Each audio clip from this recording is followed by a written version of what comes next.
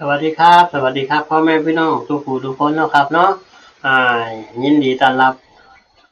ทุกคนเข้าสู่ช่อง VIP ธรรมดานะครับช่อง VIP ธรรมดาก็จะมานำเสนอลาวพัฒนานะครับเนาะลาวพัฒนานี่มีข่าวสิมาบอกนำเด้อลาวพัฒนานี่มื้อนี้ก็เป็นวันที่25มีนาตรงกับวันพุธเนาะมื้อนี้เนาะสำหรับข่าวที่สิบอกก็คือจังซี่เบิ่งเอาเด้อจะอ่านให้ฟังลาวพัฒนามีการเปลี่ยนแปลงเลยครับจากที่เคยออกอาทิตย์ละ3เที่ยจันทร์พุธศุกร์นะครับเนาะบัดนี้สิออก5มื้อเลยได้บัดนี้ ออก5เที่ยเลยเด้อบัดนี้เด้ออาทิตย์ละ5วันนะครับก็คือจันทร์ถึงศุกร์ล่ะหยุดเสาร์อาทิตย์เด้อเริ่มตั้งแต่วันที่2เดือนมกราคมกุมภาพันธ์มีนาเมษาเดือนเมษาเด้อ2เมษาที่เริ่มวันที่2เมษาปี69เป็นต้นไปที่เริ่มออกอาทิตย์ละ5มื้อเลยบัดนี้เด้อ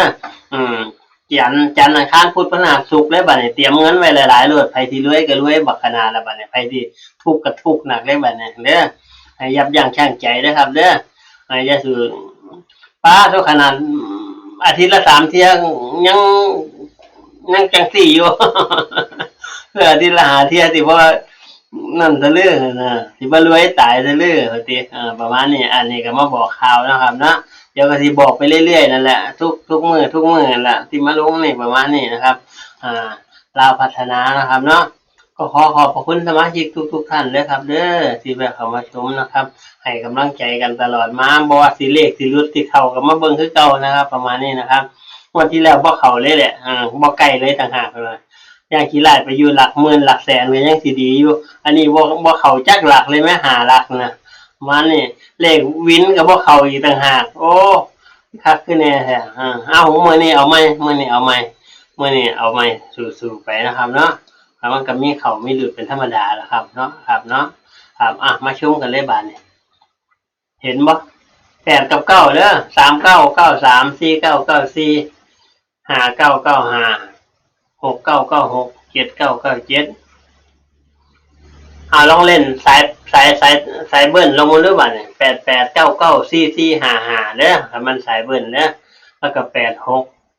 87นำก็ได้85นำก็ได้นะครับเด้อ85 86 87อะไรประมาณนี้นะครับจดเอาทุกตัวเลยแล้วไปเลือกเอาที่นึงถ้ามันไผบ่มักก็บ่ต้องเล่นนะครับเด้อมันสิเสียเงินซื่อๆมันสิมักก็ขอให้มักแบบมันสิเสียก็ขอให้มักอหยังจังซี่ล่ะประมาณนี้นะครับเนาะครับ